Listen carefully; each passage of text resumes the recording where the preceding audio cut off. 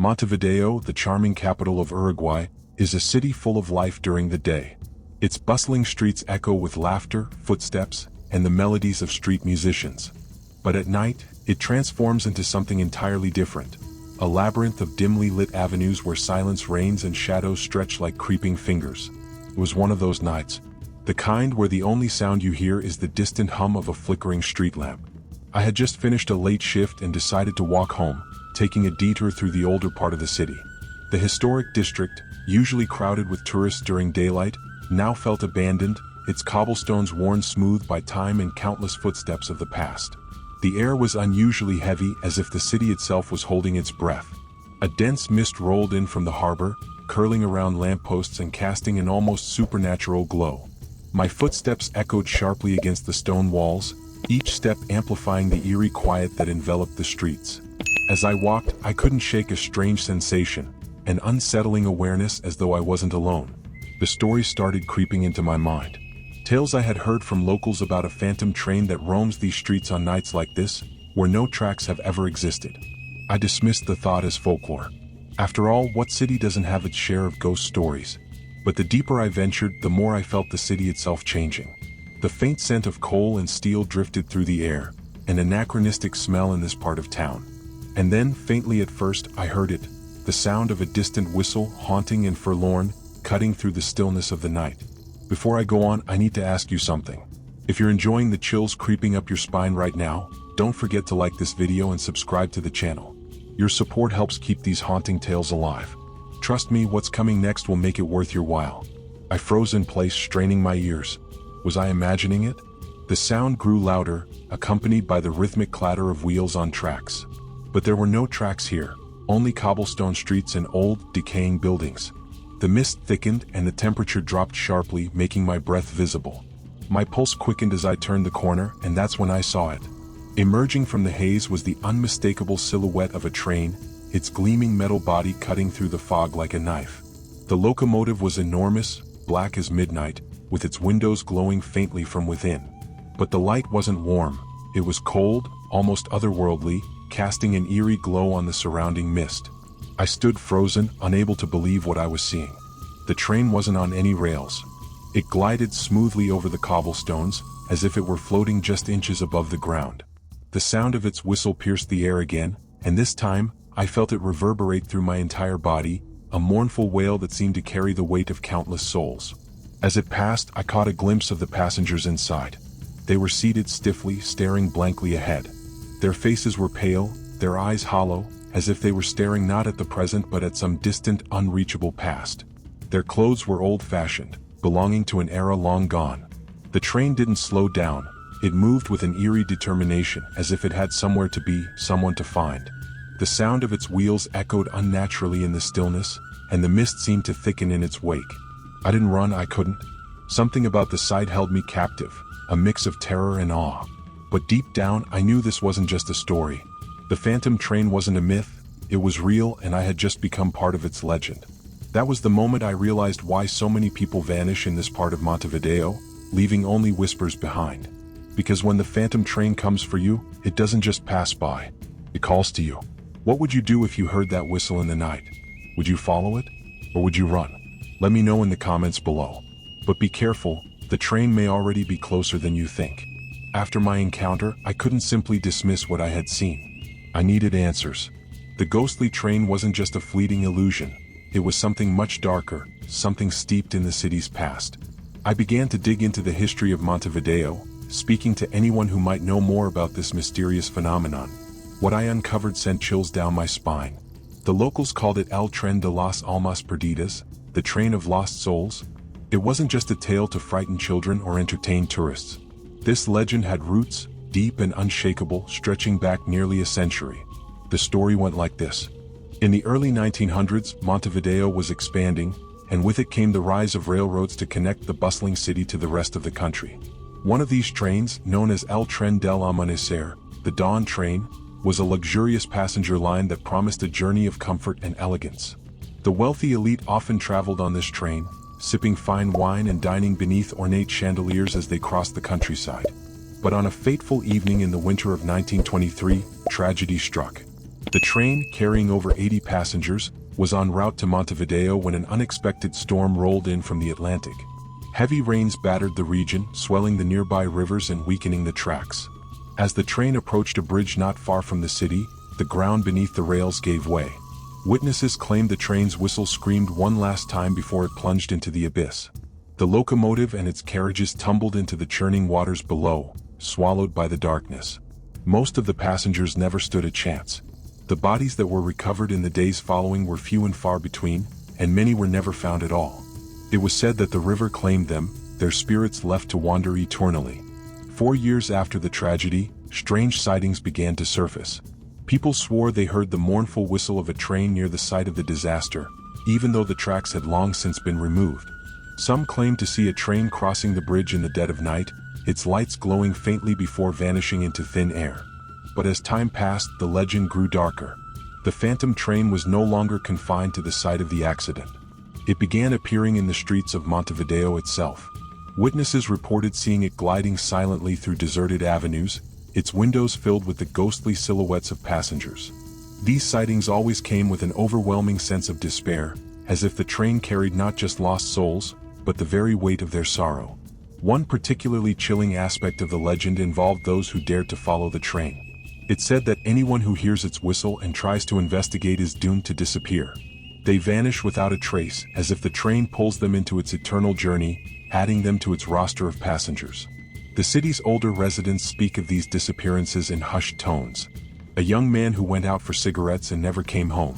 A woman who chased the sound of the train to capture a photograph, only for her camera to be found abandoned the next morning.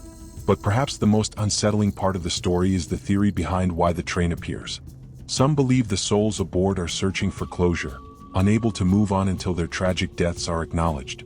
Others say the train is cursed, forever replaying its doomed journey, with new passengers joining its ranks whenever it manifests.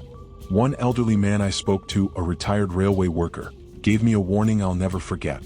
"The train doesn't belong in this world," he said, his voice trembling. "It's a bridge between the living and the dead. If you see it, don't follow. Don't listen. Once it finds you, it never stops calling." The more I learned, the heavier the legend became, weighing on my mind like an unseen shadow. Was my encounter just a fleeting moment, or had the phantom train marked me in some way? If you were in my shoes, would you keep digging or would you let it go? Let me know in the comments. And don't forget, if you're still here, hit that like button and subscribe to the channel. The next part of this story will take you even deeper into the chilling mystery of El Tren de las Almas Perdidas. They say that when you see something your mind can't comprehend, your first instinct is to rationalize it, to fit it into a box labeled normal. But there was nothing normal about what I saw that night. Nothing I could explain, no matter how hard I tried. After learning about the legend of El Tren de las Almas Perdidas, my curiosity outweighed my fear. I found myself wandering the same streets night after night, hoping to catch another glimpse of the impossible. But part of me, the part that wanted to feel safe, hoped I never would. That night was colder than usual. The air was damp, clinging to my skin like a second layer, and the streets were eerily quiet, even for Montevideo at night. The only sound was the rhythmic click of my shoes against the cobblestones. The street lights flickered intermittently, casting shadows that seemed to move just out of sync with my own. And then I heard it. It started as a low rumble, almost imperceptible, like the distant growl of thunder. I stopped in my tracks, straining to identify the sound. The air seemed to shift, growing heavier, as the rumble transformed into the unmistakable clatter of wheels on tracks. My heart began to race. There were no tracks here, there hadn't been for decades. The sound grew louder, accompanied by the faint but distinct screech of metal grinding against metal. A cold wind rushed past me, carrying with it the acrid scent of coal and burning steel. My breath fogged in the air as the temperature plummeted, and every instinct screamed at me to turn back. But I didn't. The sound of the whistle came next, a mournful, otherworldly cry that seemed to resonate not just in my ears but deep within my chest. It wasn't the kind of whistle you'd hear from an ordinary train. It was a lament, a sorrowful wail that carried the weight of tragedy and loss. That's when I saw it. Emerging from the thick mist ahead was the train. Its hulking black locomotive gleamed faintly in the dim light, its metal surface slick with condensation. The engine wasn't powered by steam or electricity. It seemed to move by some unnatural force, gliding effortlessly over the cobblestone street as though it were floating. The train's windows glowed with an eerie, pale light, like the last remnants of a dying candle. And behind those windows I saw them, the passengers. At first, their faces were obscured, just silhouettes against the glow. But as the train drew closer, their features became clearer. They were unlike any faces I'd ever seen, pale and gaunt, as if all life had been drained from them. Their eyes, dark and hollow, stared forward with a vacant intensity that chilled me to my core. They didn't blink. They didn't move. Each passenger was dressed in old-fashioned clothing, suits, dresses, and hats that looked like they belonged to another era. Some clutched suitcases or held books in their laps, but their expressions never changed. They were trapped in some eternal moment, forever bound to this spectral journey. I couldn't move. My feet felt like they were rooted to the ground, as if the train itself held me in its grasp. The whistle cried out again, louder this time, and I felt its sound reverberate through my entire body. As the train passed, the mist thickened, swallowing it piece by piece. I stood frozen, watching as the final car disappeared into the fog. The street fell silent once more, the only trace of the train's passage being the icy chill that lingered in the air. I wanted to believe it was over, that the train was gone. But something deep inside told me otherwise. The faint scent of coal lingered, and the sound of the whistle echoed faintly in the distance, as if reminding me that it could return at any moment. I know what I saw. And no matter how much I try to convince myself otherwise, there's no denying the truth. The phantom train of Uruguay is real. Would you have stayed to watch, or would you have run? Tell me in the comments below. And if you haven't already, make sure to like this video and subscribe to the channel. Trust me, this story is far from over. If seeing the phantom train glide through the empty streets of Montevideo was chilling, locking eyes with its passengers was something far more haunting. Something that stays with you long after the moment has passed. It wasn't just their appearance, it was the suffocating aura of sorrow that seemed to pour from every window, as if the train itself carried the weight of their torment. As the ghostly locomotive emerged from the mist that night, the pale faces of the passengers became visible, each one frozen in time like an old photograph. Their skin was ashen, almost translucent, as though the life had been drained from them. Their hollow eyes didn't just look out at the street, they seemed to look through it, staring into some distant, unknowable void. Each face was eerily distinct. There was the man in a three-piece suit, his tie perfectly knotted despite the grime that streaked his clothes. His hands were clasped around a pocket watch, though it wasn't ticking. Next to him, a woman in a tattered dress sat stiffly, her gloved hands clutching a parasol. Her lips moved ever so slightly, as if whispering to herself, but no sound came through the cold glass. Further down the car, I spotted a child no older than 7, clutching a worn teddy bear. His head rested against the window, his small, lifeless eyes gazing outward. There was something deeply unsettling about his stillness, a silence that carried more weight than any scream could. The passengers were a collage of different eras. Some wore clothes from the roaring 20s, while others were clad in outfits reminiscent of the late 19th century. It was as though the train had collected its passengers from across time, binding them together in its eternal, spectral voyage. But it wasn't just their appearance that made them so disturbing. It was the atmosphere they carried with them. The train didn't simply pass through the street, it brought with it an overwhelming sense of loss.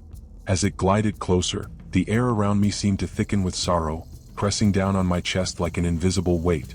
I could feel their pain, their longing. It was as though each passenger carried a story, a life cut short, a final destination they never reached. Their presence wasn't just eerie, it was tragic. They weren't just ghosts. They were remnants of lives once lived, bound together in this eternal limbo. The glow from the train's windows flickered faintly, casting shadows that danced and swayed, almost as if the light itself were alive. It wasn't warm or inviting, it was cold and alien, illuminating the passengers' faces in a way that emphasized their emptiness. As the train moved past me, I noticed something strange. The passengers, who at first seemed oblivious to the world outside, began to shift their gazes toward me. It was slow and deliberate, like a wave moving through the car. One by one, their hollow eyes turned to meet mine. For a moment, I felt utterly exposed, as if they could see every thought, every fear I had ever harbored. Their gaze wasn't hostile, but it wasn't kind either. It was expectant, as though they were waiting for something. And then, as suddenly as it had appeared, the train began to fade. The mist thickened around it, swallowing the locomotive and its haunting passengers whole. The sound of its whistle echoed one final time, a mournful cry that seemed to carry the weight of countless goodbyes. When the last glow of the windows disappeared, I was left standing in an unnatural silence. The air felt heavier, as if the train had left behind a piece of itself, a lingering sadness that seeped into the streets, the buildings, and even my own thoughts. I couldn't help but wonder, who were these passengers? Were they souls searching for peace? Victims of the train's tragic past? Or something else entirely, bound to the locomotive by forces we can't begin to understand? One thing was certain, they weren't just passing through. They were watching, waiting. And I couldn't shake the feeling that my glimpse into their world came at a cost. What do you think these passengers are searching for? Could they ever find peace, or are they doomed to ride the phantom train forever? Share your thoughts in the comments and don't forget to like and subscribe. The story isn't over yet, and what comes next will take you deeper into the mystery than ever before. Some mysteries beg to be left alone, their answers buried in the past where they belong. But for me, curiosity outweighed caution. After seeing the phantom train with my own eyes, I couldn't just move on. I needed answers, needed to know why it still roamed the streets of Montevideo, who its passengers were, and what bound them to this ghostly journey. The following morning, I headed to the city archives. The building, with its towering shelves of dusty books and fading newspapers, felt like a relic from another era. If answers existed, they would be here, hidden between the yellowing pages of forgotten records. I began with the obvious, searching for reports of train accidents in Montevideo's history. It wasn't long before I stumbled across a headline that made my blood run cold. Tragedy on the tracks. Passenger train derails, dozens feared dead. The article, dated over a century ago, detailed a horrific accident. A passenger train bound for Colonia del Sacramento had derailed in the dead of night, plunging off a crumbling bridge into the icy waters below. The reports described chaos, passengers screaming as the train sank, desperate attempts to escape the flooded compartments, and heroic efforts by local fishermen to rescue survivors. But what stood out most were the numbers. Officially, 73 people were aboard the train, yet only 56 bodies were recovered. The rest were unaccounted for, presumed lost to the river. It was a tragedy that shocked the nation, but over time, it faded from public memory. Still, the details didn't completely match what I'd seen. The train I encountered wasn't a mangled wreck, it was eerily pristine, as if untouched by time. And the passengers? They didn't resemble drowning victims. There was something else keeping them aboard that spectral locomotive. I dug deeper, searching for personal accounts and follow-up reports. That's when I found something chilling. A series of letters written by a railway worker named Ignacio Perez began circulating shortly after the accident. Ignacio, who had been stationed at the train yard that night, claimed to have seen the doomed train hours before the derailment, but under circumstances that defied logic. In his letters, Ignacio described a strange encounter. The train, already battered and waterlogged, had appeared at the station before its scheduled arrival. He recalled seeing passengers through the windows, their faces pale and hauntingly still. Despite his confusion, Ignacio allowed the train to proceed, only to hear of its fatal accident hours later. The letters were dismissed as the ramblings of a grief-stricken man, and Ignacio himself vanished shortly thereafter. No one knew if he fled in shame or met a darker fate, but his account left behind an unsettling question. Had the train's destiny been sealed long before it derailed? As I read on, more disturbing details emerged. Survivors of the crash had reported strange occurrences in the days leading up to their journey. Missing time, vivid dreams of fire and water, and a shadowy figure seen lingering near the tracks. Some even claimed to hear the train's whistle long before it arrived, echoing faintly in the night. One testimony in particular struck me. A woman named Elena, who had lost her husband in the accident, spoke of seeing him weeks later, not in a dream but standing at the edge of her street. She swore he looked just as he had the night he boarded the train, his suit neatly pressed, his face calm. When she called out to him, he turned and walked into the mist, vanishing without a trace. Piece by piece, the story of the phantom train began to take shape, though the picture it painted was far from complete. Was it cursed, doomed to repeat its final journey? Or had something darker claimed it, trapping its passengers in an eternal cycle of sorrow? The more I uncovered, the heavier the truth became. Each revelation felt like a step closer to something I wasn't sure I wanted to face. But one thing was clear. The phantom train wasn't just a legend. It was a reminder, a warning perhaps, that some tragedies leave scars too deep for time to heal. Do you think the truth about the phantom train should remain buried, or is it worth uncovering no matter the cost? Let me know your thoughts in the comments below. And if you're as hooked on this story as I am, hit that like button and subscribe. The journey isn't over yet, and the answers lie deeper than anyone could imagine. The deeper I delved into the mystery of the phantom train, the more restless my nights became. The streets of Montevideo, which had once felt like familiar territory, now seemed foreign, laden with a tension I couldn't explain. Even in broad daylight, I felt the weight of unseen eyes, watching, waiting. I convinced myself it was just my imagination. That was until the night it happened again.